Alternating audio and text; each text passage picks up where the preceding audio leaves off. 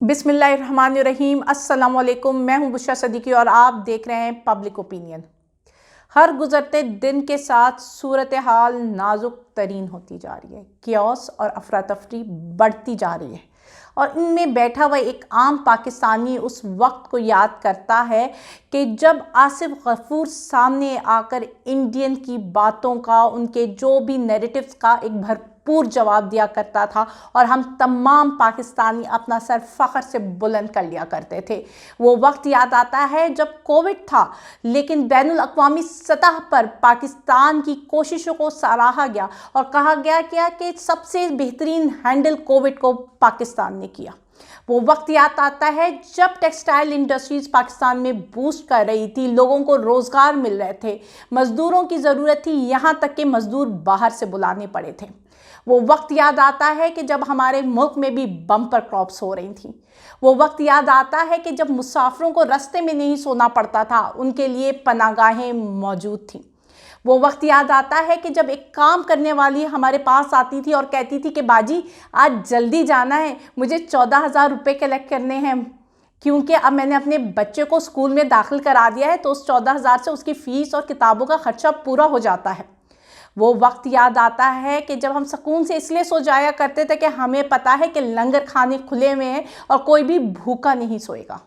हमें वो वक्त याद आता है कि जब वीलॉग्स पे हम तसादुम पर बात नहीं करते थे, हम बात करते थे पाकिस्तान की टूरिज़म पे। हम पाकिस्तानियों को वो वक्त याद आ रहा है और बहुत बुरी तरह याद आ रहा है। हम घबरा गए हैं, हम तंग पड़ गए हैं इस तसादुम से।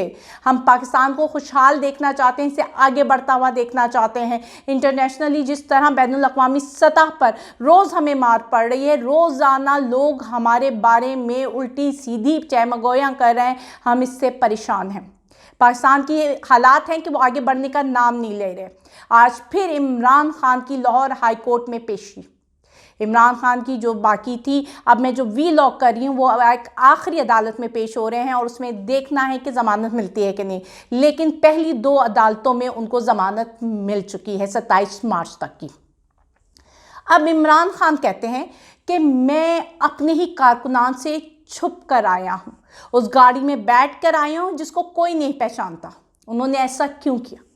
उन्होंने अदलिया का एहतराम किया, उन्होंने आइन की पासदारी की, क्योंकि अदलिया ने कहा था कि आपने लोगों के साथ नहीं आना। तो वो शख्स जो कि हमेशा से अमन की बात करता है, आइन की बात करता है, आज भी उसने साबित किया कि वो आइन का अलमबरदार है, वो कानून का अलमबरदार है, वो अदालतों की बात, उनका हुक्म को इज्जत देता है। लेकिन दूसरी तरफ जो आपने माहौल क्रिएट कर दिया कि नफरी पे नफरी बुला ली, सारा कुछ कर दिया।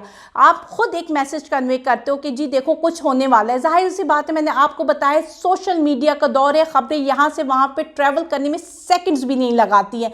तो क्या हुआ, आपने खुद लोगों को जमा करना शुरू कर दिया और उसका क्या नतीजा निकलेगा? आप एक और मुकदमा इमरान खान पर डाल दोगे। जो जुल्म आप लोग इमरान खान पर कर रहे हो, अगर यही जुल्म जाती उमरा पर होता या बिलावल हाउस पर किया जाता तो आप लोगों को पता है उसका क्या रिएक्शन आता। तारीख नहीं भूलती कुछ भी, तारीख याद आती है, तारीख अपने आप को दोहराती है, तारीख हर बात आपको याद दिलाती है। अगर आपको याद हो कि जब बिलावल हाउस में जरदारी के ऊपर हाथ डालने की कोशिश की थी तो उसने किस तरह हमारी आर्मी के बारे में कहा था, यही वर्ड यूज किए थे ना उसने कि जो तोते टैं टैं कर रहे हैं उनको समझा लो। लेकिन क्या इमरान खान ने ऐसी कोई बात की? इतना जुल्म होने पर एक शख्स जिसकी जमा पूंजी, उसका घर मसमार कर दिया जाता है, जो गुस्से में भरपूर है, लेकिन फिर भी कहता है कि मैंने अच्छा हुआ गुस्से में नहीं की, क्योंकि मेरे मुंह से कोई गलत वर्ड निकल जाता। ये है वो लीडर, ये है वो शख्स जो आइन की पासदारी कर रहा है, जो कह रहा है कि ये मुल्क भी मेरा है, ये फौज भी मेरी है। लेकिन आप उसके साथ क्या सलूक कर रहे हो? उसको सिक्योरिटी थ्रेट्स हैं, वो किस तरह लाया गया है ये सारा मीडिया देख रहा है, लेकिन शायद नज़र नहीं आ रहा। तो जो मुल्क के मुहाफ़िज़ हैं, जो कानूनदान हैं, उनको नज़र नहीं आ रहा।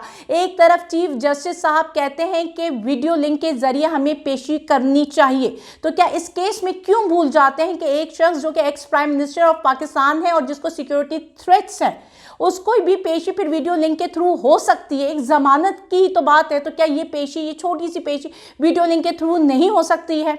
ملک میں آپ کیوس بڑھاتے جا رہے ہو. حسان نیازی ایک بیرسٹر, اس کو آپ اریسٹ کر لیتے ہو, جبکہ ATC میں جب وہ تھا ہم نے آپ کو بتایا تھا اس کی ضمانت ہو گئی ہے, لیکن پھر اس کو پولیس پکڑ کر لی جاتی ہے اور صبح اس کو عدالت میں پیش کیا جاتا ہے تو اس کا جسمانی ریمانڈ دے دیا جاتا ہے 2 دن کے لیے.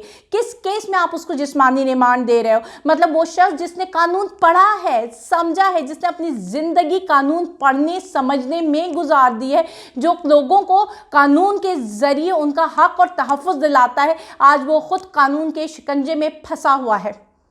وہ آج خود اس قانون سے اپنے آپ کو پروٹیکٹ نہیں کر پا رہا, وہ قانون اس کو تحفظ نہیں دے پا رہا.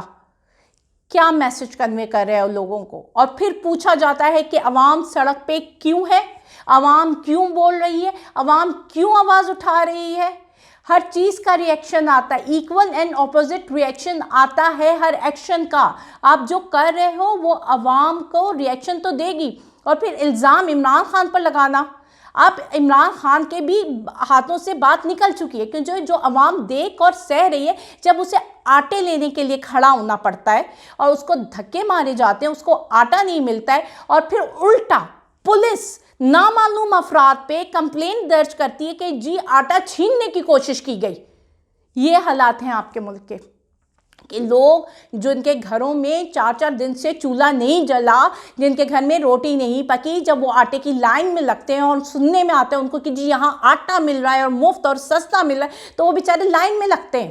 تو پولیس ان پر ڈنڈے برساتی ہے, ایک خاتون پہ ڈنڈے برساتی ہے, اور پھر مقدمہ بھی انہی نامعلوم لوگوں پہ درج کر لیا جاتا ہے. اور مقدمہ کیا کہ آٹا چھیننے کی کوشش کی گئی. یہ حال ہے. پھر آپ کہتے ہو کہ لوگ ری ایکشن بھی نہ دیں, بولیں بھی نہیں, چپ ہو کر بیٹھ جائیں. ایک صدیق جان, وہ کون ہے؟ ایک مڈل کلاس کا محنتی لڑکا جس نے یونیورسٹی میں جب وہ تھا اس نے تب سے یہ ایفرٹ شروع کی تھی.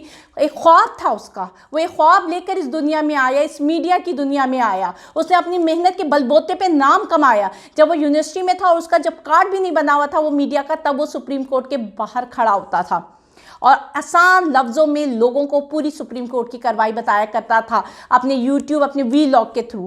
وہ شخص ہے جس نے پاکستان میں یوٹیوب اور وی لاگ کا ٹرینڈ شروع کیا.